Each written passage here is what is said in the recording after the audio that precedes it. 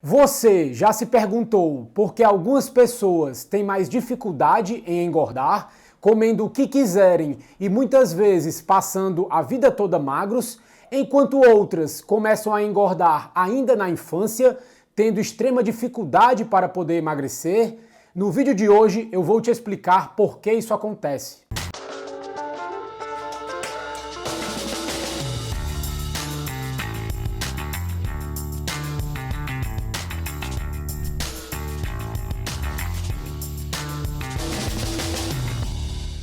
Oi, tudo bem? Se você não me conhece ainda, eu me chamo Bruno Shoa, eu sou nutricionista e também um estudante de ciência nutricional. Eu leio muitos livros e também muitos artigos científicos para poder te trazer o que há de mais atual no campo da alimentação e nutrição hoje em dia para a sua saúde, emagrecimento e estilo de vida.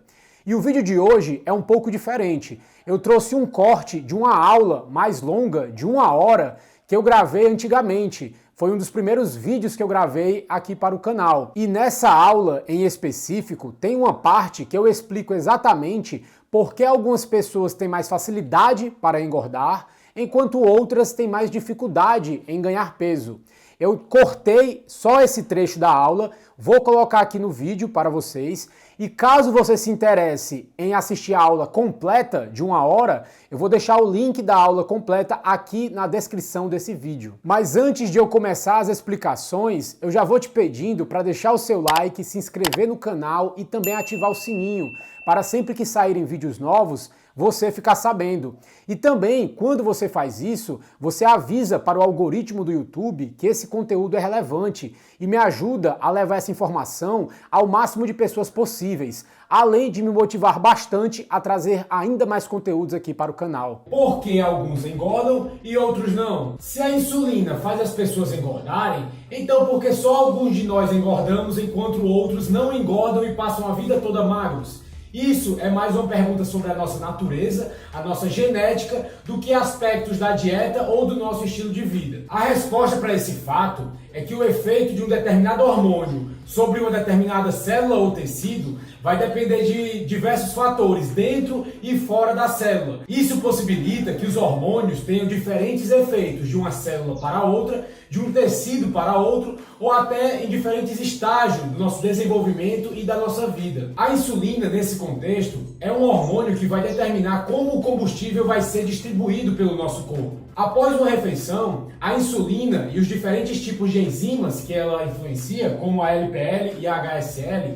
vão determinar como os nutrientes vão ser distribuídos no nosso corpo. Quanto vai ser armazenado, quanto vai ser gasto e como isso vai mudar dependendo da necessidade do nosso organismo. Imagine a insulina e os diferentes tipos de enzimas que ela influencia determinando a direção do ponteiro do que eu vou chamar aqui de mostrador de distribuição de energia. Imagine como se fosse um mostrador de combustível de um carro. Porém, ao invés na direita ter um C de cheio, vai ter um G de gordura, e em vez de na esquerda ter um V de vazio, vai ter um E de energia. Se esse ponteiro está colocado para o lado direito do G de gordura, quer dizer que o seu corpo está pegando grande parte da caloria que você está consumindo e está destinando ao armazenamento de gordura, em vez de usar nos músculos como fonte de energia. Nesse caso, você vai ter uma tendência a engordar e vai ter menos energia para praticar atividade física e, consequentemente, vai ficar mais sedentário. Quanto mais esse ponteiro aponta para a direita, para o G de gordura, mais calorias vão ser armazenadas e, consequentemente, mais gordo você vai ficar. Agora, se o ponteiro estiver apontando para a esquerda, para o E de energia,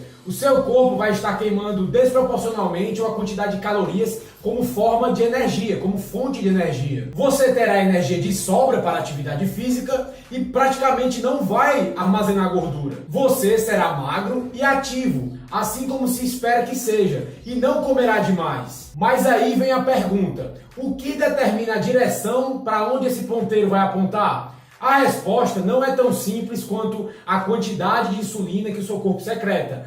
Porém, provavelmente, isso é parte da resposta. Ao consumir o mesmo alimento com a mesma quantidade de carboidratos, algumas pessoas vão secretar mais insulina do que outras. E essas pessoas que vão secretar mais insulina vão ter mais tendência em acumular gordura e vão ter menos energia. O seu corpo ele trabalha para manter os níveis de glicose no seu sangue estáveis. Ele sempre trabalha para manter um equilíbrio de glicose.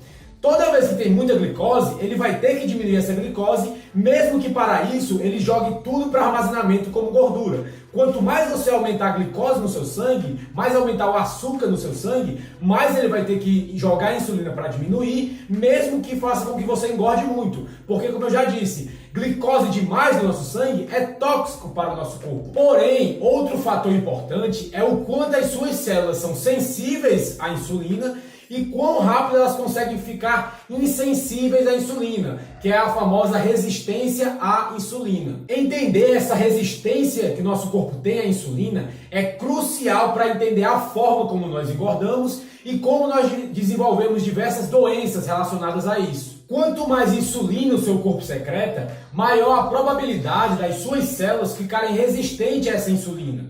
Então, o corpo vai ter que produzir ainda mais insulina para poder remover a glicose do sangue, diminuindo assim o açúcar da sua corrente sanguínea. Porque, como eu já disse, o corpo tem que manter o equilíbrio. Se tiver muita glicose, muito açúcar no sangue, ele vai ter que jogar insulina para diminuir essa glicose. Nós podemos ver a resistência à insulina como as células do nosso corpo tomando a decisão de não querer ainda mais glicose. Porque glicose demais nas células também é tóxico. Então, o corpo está tirando a glicose do sangue e jogando para as células, mas ao mesmo tempo, as células estão ficando resistentes ao efeito da insulina, porque tem glicose demais nas células, então elas estão ficando resistentes. E o corpo, para contrabalancear isso, produz ainda mais insulina para poder diminuir essa glicose, porque glicose demais no sangue também é tóxico. Então, isso se torna um ciclo vicioso. Você come carboidratos que vai aumentar a glicose no seu sangue, o seu corpo vai jogar insulina para diminuir essa glicose jogando para as células, mas as células já estão tão cheias de glicose que elas estão rejeitando a ação da insulina. E o seu corpo, para não ficar com glicose demais no sangue, vai fazer o seu pâncreas produzir ainda mais insulina. E com mais insulina, as células vão ficando cada vez mais resistentes. E o corpo produzindo mais insulina. E isso vira um ciclo vicioso. E relembrando, quanto mais insulina você tem no seu corpo, mais fácil o seu corpo fica para acumular gordura e mais difícil fica para conseguir perder essa gordura. Secretar mais insulina vai fazer o ponteiro ir para o lado direito, para o G de gordura. Porém, se você secretar uma quantidade saudável de insulina e mesmo assim os seus tecidos forem relativamente fáceis de ficar resistente à insulina, você vai começar a produzir ainda mais insulina e vai começar a engordar da mesma forma. Um terceiro fator é que as células respondem de forma diferente à insulina. As células do fígado, do músculo e as células de gordura não ficam todas resistentes à insulina ao mesmo tempo, no mesmo nível ou da mesma forma. Algumas células se tornarão mais ou menos sensíveis à insulina do que outras, o que significa que a mesma quantidade de insulina vai ter maior ou menor efeito dependendo do tecido. Quanto mais sensível determinado tecido for à insulina, mais fácil ele vai conseguir absorver a glicose. Se o seu tecido muscular é mais sensível à insulina, mais fácil o seu músculo vai absorver glicose e vai guardar na forma de glicogênio. Porém, se o seu tecido adiposo, o seu tecido de gordura, for mais sensível à insulina, mais glicose o seu tecido de gordura vai absorver e mais glicose ele vai guardar na forma de gordura. Portanto, se os seus músculos forem mais sensíveis à insulina e as suas células de gordura nem tanto, o ponteiro vai apontar para o lado esquerdo, de energia, né? O E de energia. Os seus músculos vão absorver mais glicose, ele vai usar isso como combustível, você vai ter mais energia e, consequentemente, você vai ser ativo e magro. Porém, se os seus músculos forem insensíveis à insulina, tiverem uma resistência maior à insulina, e as suas células de gordura forem mais sensíveis à insulina, os seus músculos não vão pegar tanta glicose, e grande parte das calorias que você vai estar consumindo vai estar sendo pegas pelas suas células de gordura, porque no caso as suas células de gordura vão ser mais sensíveis. Ela vai pegar mais gordura e, consequentemente, o ponteiro vai ir para o lado direito. Você vai começar a engordar. E há ainda mais uma complicação. O modo como os seus tecidos reagem à variação de insulina vai mudando com o tempo. Com o tempo, os seus tecidos musculares vão ficando cada vez mais resistentes à insulina, enquanto os de gordura não. Consequentemente, com o tempo, com o passar da idade, naturalmente você vai ficar mais propenso a engordar, já que os seus músculos vão ficando mais resistentes, mais rápidos do que a gordura. Como uma regra geral, na maioria dos casos, o seu tecido muscular geralmente é sempre mais resistente à insulina do que seu tecido de gordura. Ou seja, o seu músculo não consegue pegar tanta glicose assim, na maioria dos casos. Enquanto o seu tecido de gordura consegue pegar muita gordura, muita glicose, no caso do sangue, acumulando cada vez mais gordura e com o tempo isso vai apenas ficando cada vez mais fácil. Então, mesmo que você seja magro e ativo quando jovem, com a tendência do tempo é que o ponteiro comece a apontar para o lado direito de gordura. O seu ponteiro, se você for magro e jovem e ativo, está para o lado esquerdo de energia. Mas com o tempo, naturalmente, ele vai indo para o lado direito de gordura, porque os seus músculos vão ficando cada vez mais resistentes à insulina e, consequentemente, o seu corpo vai jogar ainda mais insulina no sangue. Quando você chega à meia-idade, passa a ser cada vez mais difícil se manter magro. E a resistência à insulina, ela vem acompanhada de diversos problemas metabólicos, como aumento de triglicerídeo, aumento de pressão, diminuição do HDL, que é o nosso colesterol bom, e também você começa a apresentar sinais de desenvolver diabetes tipo 2. Então, aquela velha ideia de que quando nós chegamos na meia-idade, o nosso metabolismo desacelera, na verdade está invertendo as relações de causa e efeito. O que provavelmente acontece é que com o passar do tempo, as nossas células musculares vão ficando cada vez mais resistentes à insulina.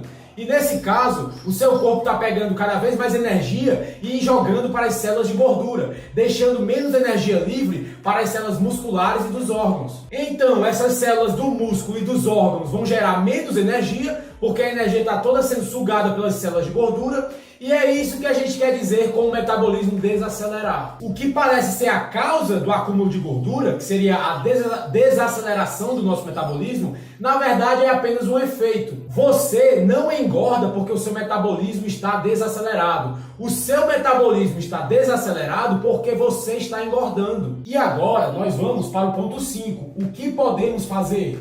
Agora é um ponto importante. O que é que você pode fazer quanto a isso? Se você já nasceu com uma predisposição a engordar, isso é algo que está além do seu controle. Entretanto, essa predisposição que você já tem, ela é acionada pelos carboidratos, a quantidade de carboidrato e a qualidade do carboidrato. Os carboidratos são os alimentos que mais vão estimular a secreção de insulina no seu corpo. E quanto mais insulina, mais você vai engordar, já que a insulina em quantidade elevada é o que vai levar o seu corpo a acumular mais gordura. Nem todo mundo que consome carboidratos engorda. Porém, para aquelas pessoas que engordam, o carboidrato é o culpado.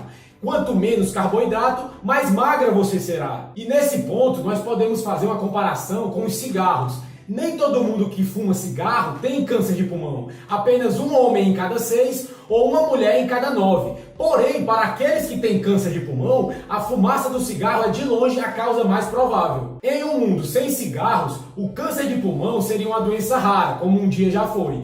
Em um mundo sem dietas ricas em carboidratos, a obesidade também seria uma doença rara. Mas um ponto crucial aqui é que nem todos os carboidratos vão ser engordantes. E sim, os carboidratos que mais influenciarem a insulina e, consequentemente, a glicose do nosso sangue. Os carboidratos que vão te engordar são os carboidratos mais concentrados, principalmente aqueles que o nosso corpo pode digerir de uma forma mais rápida. Qualquer coisa feita com farinhas refinadas, como pães, massas e cereais. Carboidratos líquidos, como cerveja, suco de frutas e refrigerantes. E também o amido, como batata, arroz e milho. Quando você consome algum desses alimentos, o açúcar no seu sangue dispara, a insulina no seu sangue dispara, nós ficamos gordos. Não é de se surpreender que há mais de 200 anos esses alimentos têm sido considerados principalmente engordantes. E esses alimentos são quase que sempre as calorias mais baratas disponíveis. Essa é uma explicação de por que quanto mais pobres nós somos,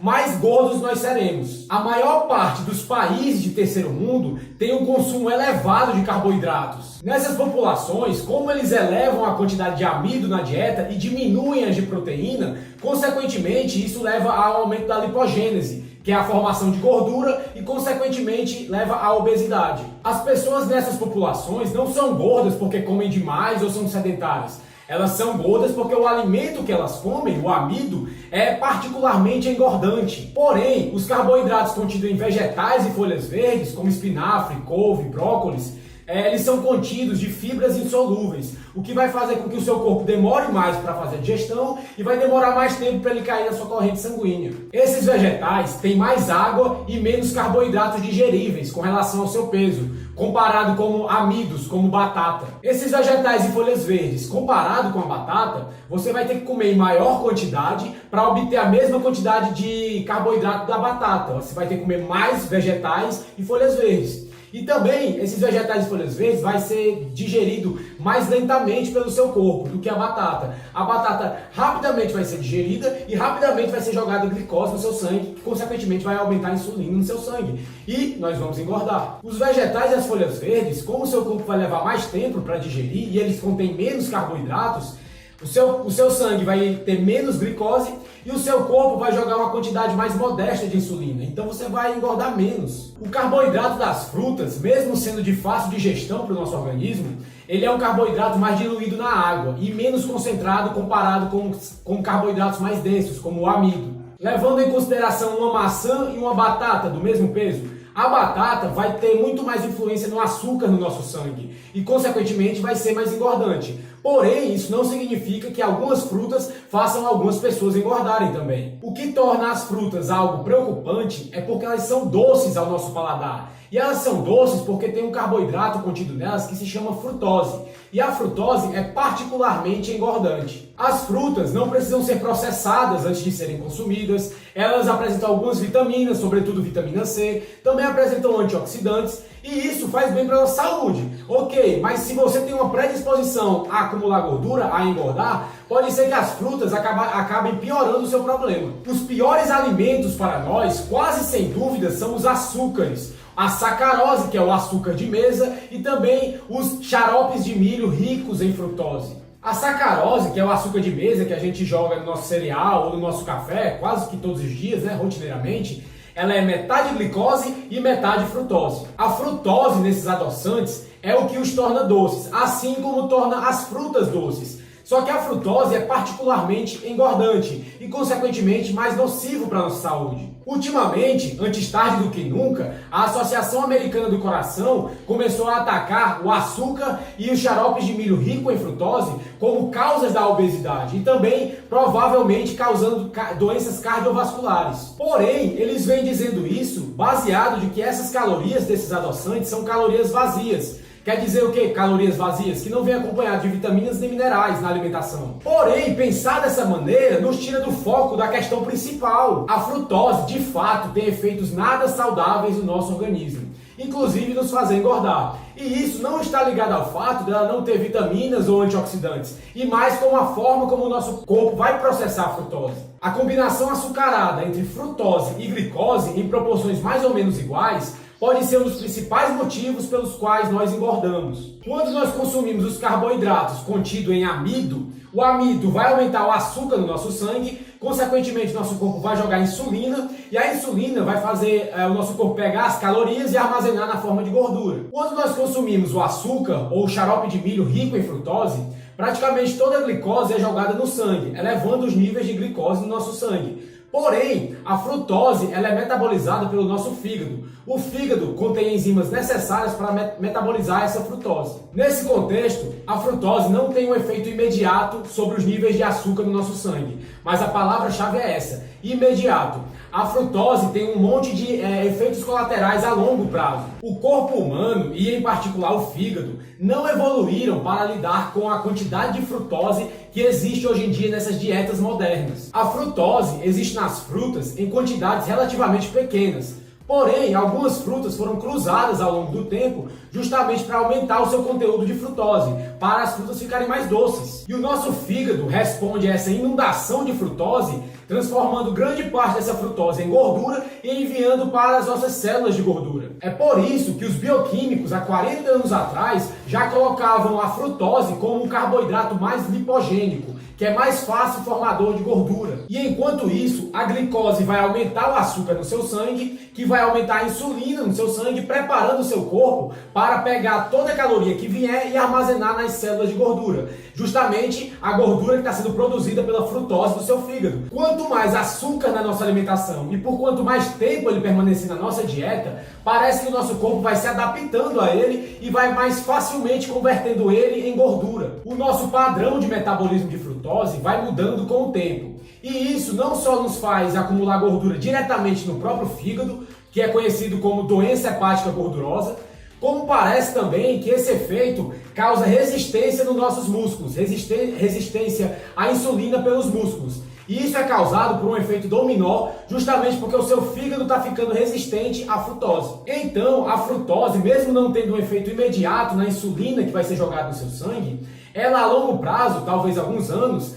pode ocasionar uma resistência à insulina, fazendo você acumular ainda mais gordura. É possível que se nós nunca consumíssemos esses açúcares, nós nunca seríamos obesos e nem teríamos diabetes tipo 2, mesmo tendo uma alimentação alta em farinhas e carboidratos ricos em amido. Isso explicaria o fato de algumas populações mais pobres do mundo terem uma alimentação rica em carboidratos e mesmo assim não serem obesos nem apresentarem diabetes, enquanto outras não têm a mesma sorte. As populações que não ficam, ou pelo menos não ficavam, como os japoneses e os chineses, tem uma tradição de comer muito pouco açúcar. Se você começa um processo de engordar e quer reverter isso, o primeiro item a ser eliminado da sua alimentação seria os açúcares. E o caso de sucesso de hoje é um dos meus pacientes, o Daniel Pontes.